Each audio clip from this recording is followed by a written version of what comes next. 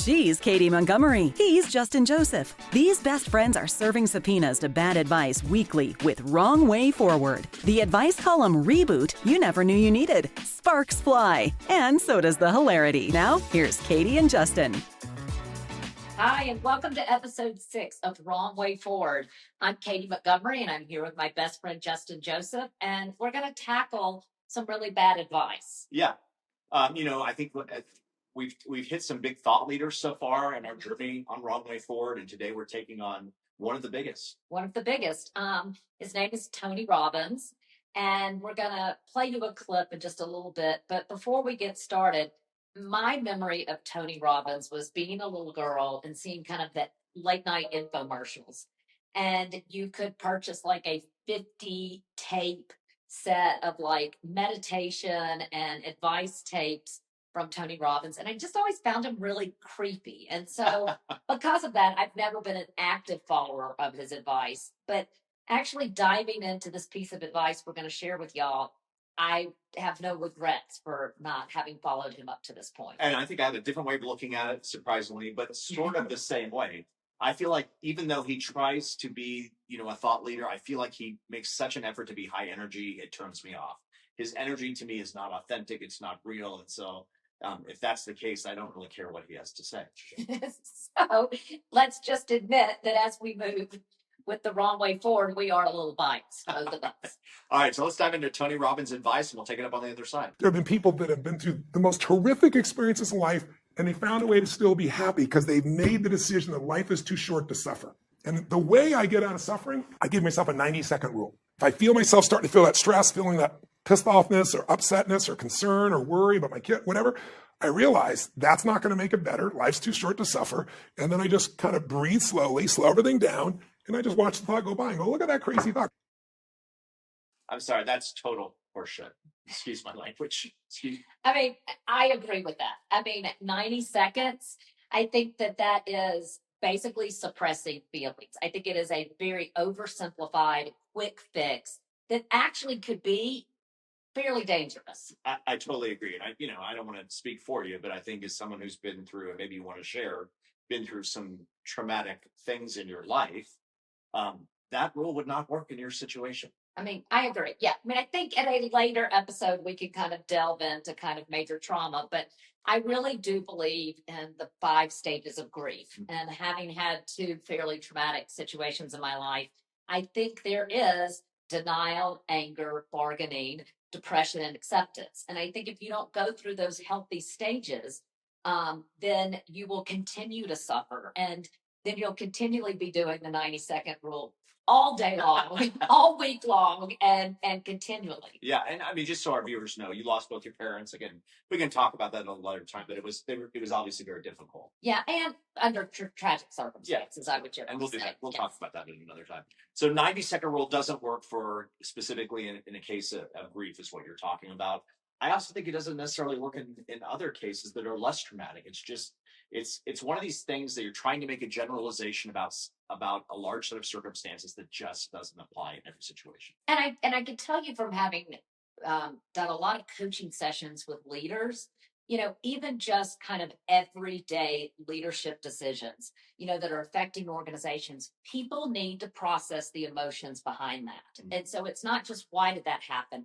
Why am I reacting this way? Why do I have these triggers? How do I process these? How do I contain that anxiety for those people that I lead and manage? Mm-hmm. And I think if you were just to do a 90-second rule, you're not really having that self-reflection and emotional intelligence that's really important to be a strong leader that's focused on growth. Mm-hmm. And just to share some personal stories, for me as a realtor, firstly, anybody who knows me, you know me. Hopefully people are getting to know me. I'm an ultra competitive person. Yes. And so I'm pour my heart and soul into something. And so when I lose, it's devastating. I don't care what the loss is, but like for a recent example, I lost a significant listing that I wanted and I didn't get it. And it laid me on the couch for a week. And that doesn't mean that I'm, dribbling on myself, but right. It was hard to think about other things. Right. And I think the right way forward, which is the opposite of kind of what Tony Robbins is suggesting, is that If you were to say 90 seconds, I'm going to get to happiness, the better thing to do is to reflect. Why do I feel this way? Why am I having a reaction to this? Why is this so intense? What makes me feel better? How have I gotten over this in the past? That takes a little bit longer than 90 seconds, but I think it's getting to the root cause rather than having this superficial. And I think that's what bothers me about him. It's just very superficial. And I think it's an easy sell. It's easy for him to sell. It's an easy sell. And I think it's also, I'm finding that our culture likes the quick fixes. It's lazy. It's lazy. Yeah, I totally agree. When I got into real estate, because in real estate you have defeats on a regular basis. I think in life you do. You're not always going to win. Correct. And my first mentor said, "Mourn it and move on," which I think that's a better rule, because mourn it and move on. Mourning it may mean taking a week. It may mean taking 90 seconds. Mm-hmm. It may mean taking a year. Right. And I think the thing too about it is that, the way that he kind of puts it out there is he starts with this really big premise. People have been through horrific trauma, but they're still happy.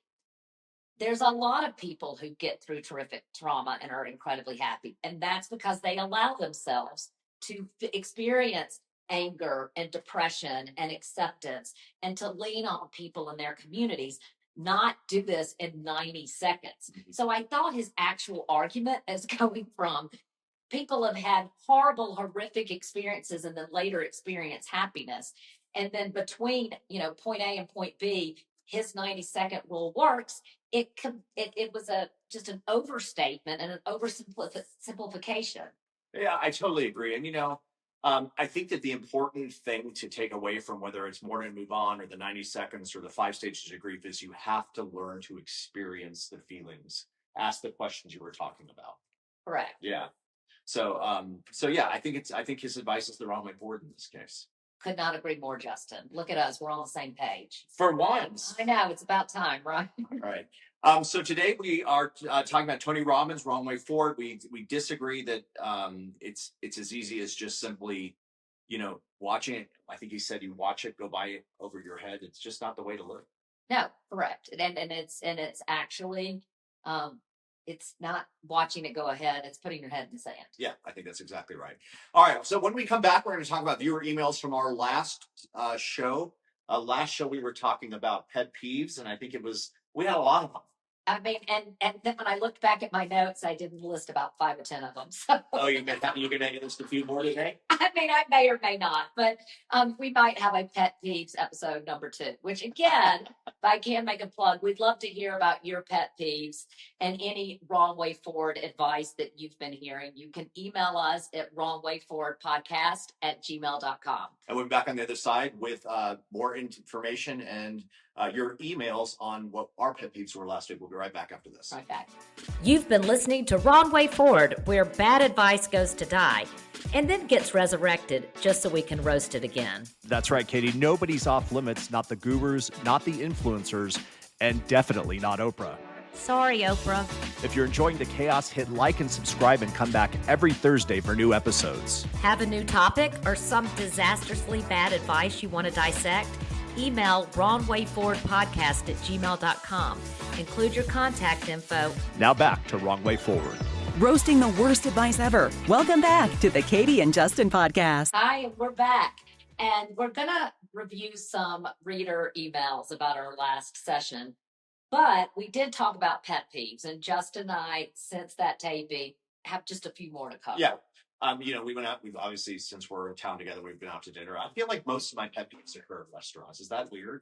We talked about episode 1. Yes. The wine upsell. Yes, and I think your 2 dinner companions had a little phase of discomfort last night too. No, Justin was totally appropriate. I'm talking about the no way. You started to get a little snippy and it was more that we were scared that you were gonna. But I had learned from our first episode, and the waiter would have known none the better. Yes, and I want to note that he was a new waiter. He was very kind. He was very nice. But what was your pet peeve last night? My pet peeve was we had been to this restaurant before because, again, if you know me, I'm a creature of habit, so we eat at the same places. And the last time we were at this restaurant, it was very busy last time, and we were sitting at the bar, and food came before drinks ever did. And I agree. That's annoying. yeah, it's annoying. And what we've learned, and we have a couple restaurants like this, is you order one thing and you don't order the next thing until that gets there because. Also, you don't want a fast dinner. You want kind of dinner to take its time. I mean, you were tired, you were ready to go home. So I was exhausted. It's very exhausting podcasting with you, Justin. So anyway, so that was a new add to the pet peeve. But last time we were talking about pet peeves, you want to cover a couple of yours? What were your big ones? I mean, my big ones last time were things about thank you notes and a few others. I have a new one because I'm heading to the airport early tomorrow morning. And what is up with people thinking heading to the airport is an invitation to dress like a slob? I mean, people wear pajama pants. People look like they literally just rolled out of bed. It has just become this kind of mass transit of just slobs. Does it make any difference if you're taking a red eye or a 5 a.m. flight? I mean, I don't expect people to have their hair blown out and full makeup. But I think, and I'm even okay with leisure wear, but why don't we just, take a little pride in the appearance? It's like now you drop someone in an airport and then it's literally, it's the analogy that I can only kind of come to mind is when we were in college and there'd be a fire alarm at like 4 a.m. in the morning and everybody would have to exit to the quad. That's what people look like. Is that appropriate? I just, to me, it's a big pet peeve. Okay, and I guess to me, it bothers me less unless they're sitting next to me. Then I'm like, okay, you shouldn't sit next to me wearing that. But I mean, as long as you keep your socks and your shoes on, I'm really okay with it. That's a big assumption now. That's the low bar for me. Yes. I don't want to see your feet. I mean, I agree with that, but there's no guarantee anymore. Yeah, Justin. That's true. I wonder what changed. That's what's interesting because in our parents' days, you dressed up to get on the plane. It was an experience. Maybe it's just because it's such it is mass transit. It has, and it's become much more accessible to everyone, which I think is great because I want people to be able to see the world and travel and spend time with loved ones and, and have careers, that they can grow in. But that doesn't give permission to wear pajama pants at the airport.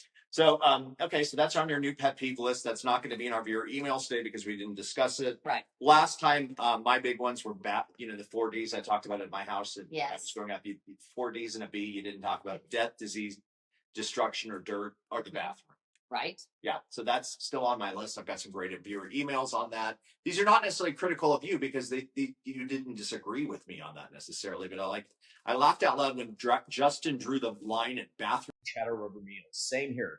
Save the GI symposia for the doctor's office. My linguini doesn't need a trigger warning. Boundaries aren't prudish; they're considerate. I think it's good. I mean, it's good, but I mean, I have something.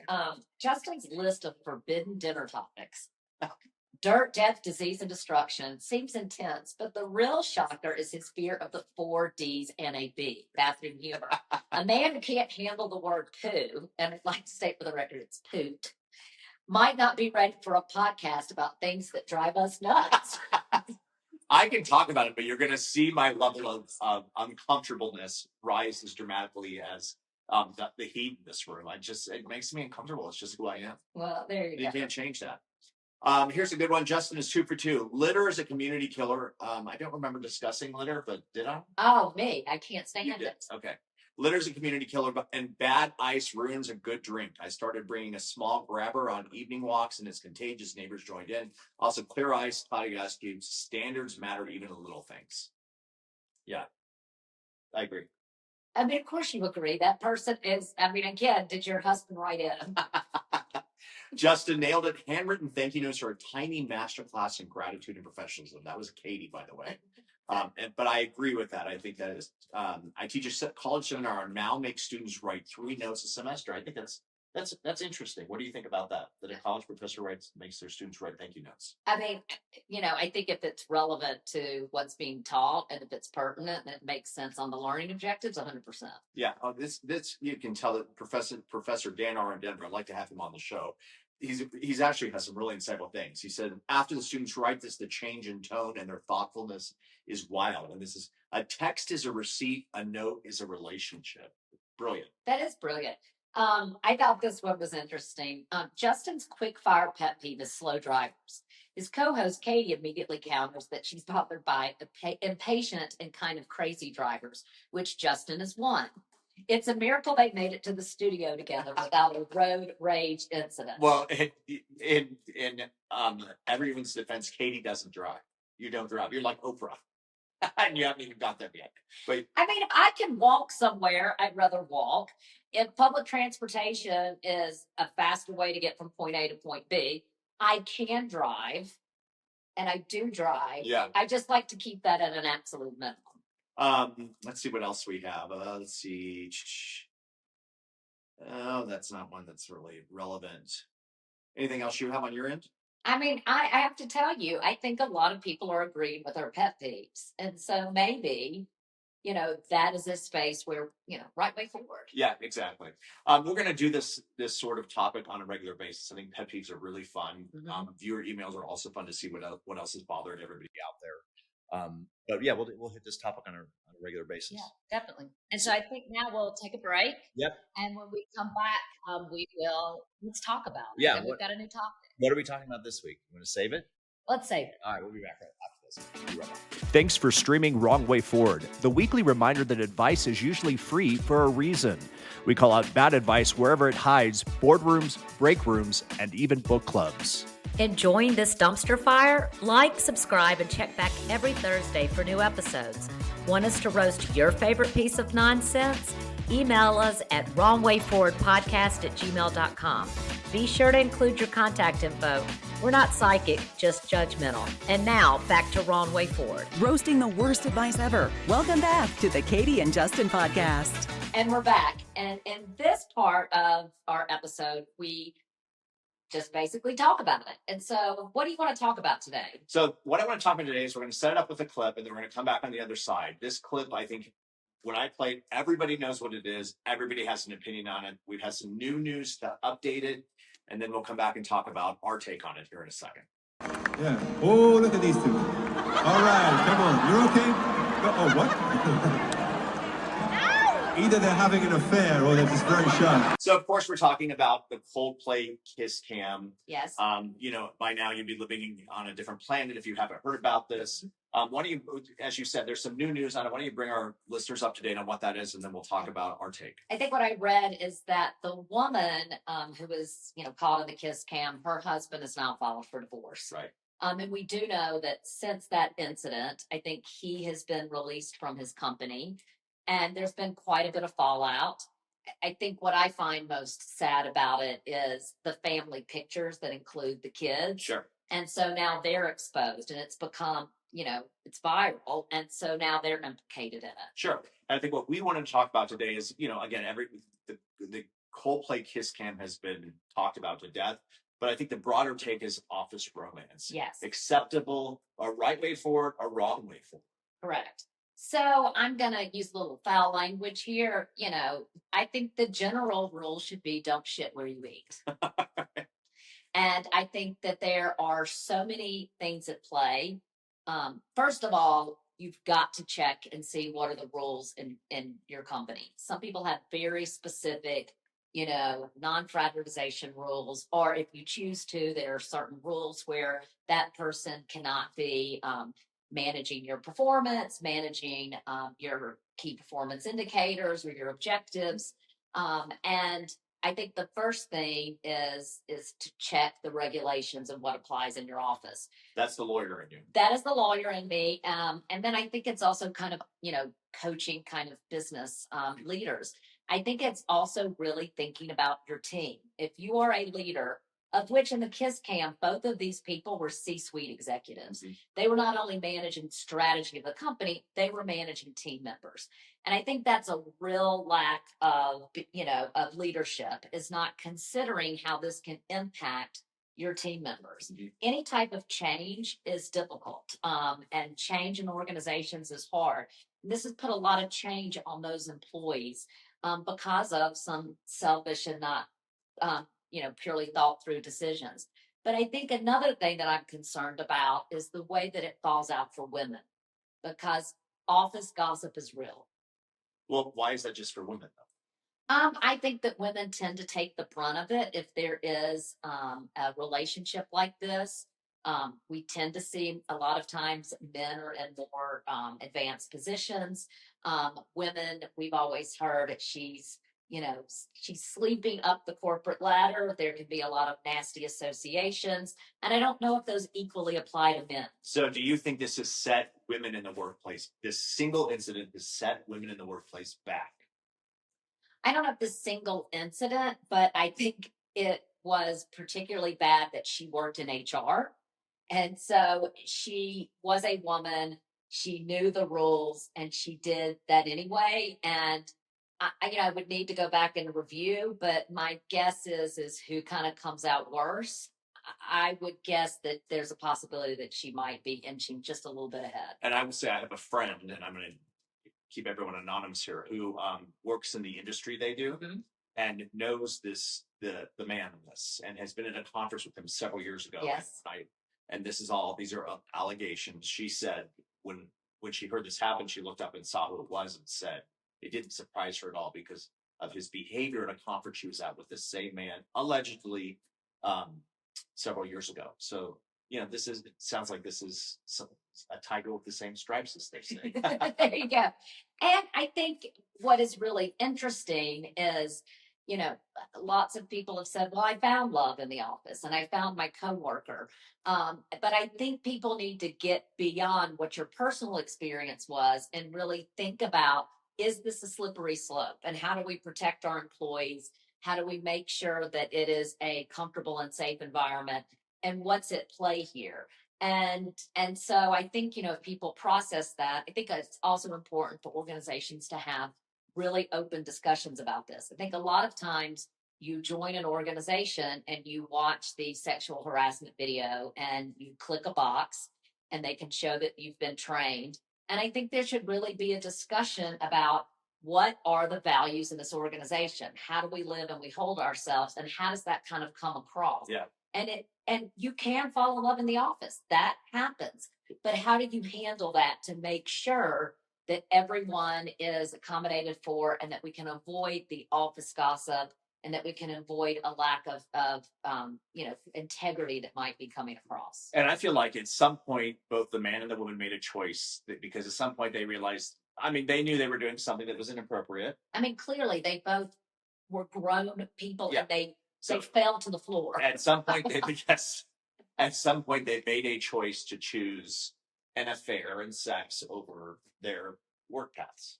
And what I think would be interesting to ask both of them is how many things happen in the moment and are impulsive. And the fact that it's forbidden might make it a little bit more an adrenaline rush and exciting. And then at that point, you're too far gone that it's like, and once people know they've done something bad, it's much more difficult for someone to come back and admit they've done something bad rather than to get permission, right? And let's not forget that this same type of affair is what caused Glenn Close to boil a bunny in her affairs. Remember when she broke into his house and boiled a bunny? In Fatal Attraction, which I'm so embarrassed to say this. I think people will just think I'm the biggest weirdo. But my grandfather Gumps was visiting, and my parents had that on, and Fatal Attraction was on, and I was in the same room with my parents and my grandfather, and it might have been the most uncomfortable I've ever been in my life. And I can't believe that just flashed into my memory because I'm really uncomfortable. It was traumatic. Well, morning to move on. Morning. Not to watch the 90 seconds go. You'll get over it in 90 seconds for Tony Robbins. All right, let's take a few of your emails on this topic. Justin and Katy, hi. I think office romances get an unfair reputation. Sure, they can be messy, but some of the best relationships start when people share goals, values, and countless hours working together. I think that's a fair statement. Do you? I think it's a fair statement, but, then what steps do you take? Yep. Another one, please. Office romances are a train wreck in slow motion. Love that. You can't flirt by the copier on Monday and expect the team meeting on Tuesday to stay professional. I think if you had to choose viewer email A or viewer email B, which one would you be? Oh gosh, I mean, that's tough. I think they're both kind of valid statements. You know, and I think this is for a later show. And I don't know if you're going to remember this. When we were student body president and vice president, we had to meet with all of the university leadership over the summer. And we got back and we said, would you rather have a meeting with a man or a woman? Do you remember this? No. And we debated kind of what was better. And I do think that part of sales and pitching and managing and all that kind of stuff probably has a little bit of a flirt to it and a little bit, I mean, you know, this is probably why I'm single at 51. As part of my flirting is poking fun at you, right? Yeah. And so I think it would be really sad if all of that left the workplace. I just think everybody needs to understand the boundary. But in the Me Too era, it has, or it should, because most people don't know the line. Not most people, but a lot of people don't know the line between flirting and it gets too much. Right. Or just, just regular kind of banter and, and being kind of casual and fun. Exactly. Here's my favorite viewer email so far. Most office romances aren't soulmates. It's just Stockholm syndrome with cubicles. You see the same faces 40 hours a week and suddenly Bill from IT looks like Prince Charming. Spoiler, he's not. I mean, I'm just imagining Bill from IT. And I'm like, it'd have to be Slim Pickens. Bill from IT does not sound fabulous. He does not. And Bill, you may very well be. I mean, you may be the best man alive. Bill, you may be hot. We want to hear from you. If you're Bill from IT, we want to hear from you. Yes. We need you to push back. Well, that's all the time we have this week on our episode 6 of Wrong Way Forward. Please send us your personal stories, your bad advice, your good advice, whatever. We'll take it all on. That's at wrongwayforwardpodcast@gmail.com. Yep. And it's great to hear from y'all. And again, thank you for joining us. If you enjoy the content, we would love for you to follow. And you can always leave a review. Thanks again. Bye, everybody. All right, that's a wrap on this week's episode of Wrong Way Forward. Remember, the only thing worse than taking bad advice is giving it. If you've liked what you've heard, like, subscribe, or follow us wherever you stream podcasts. And if you've got a topic or need some advice we'll probably regret giving, email us at wrongwayforwardpodcast@gmail.com. Thanks for listening to this week's episode of Wrong Way Forward.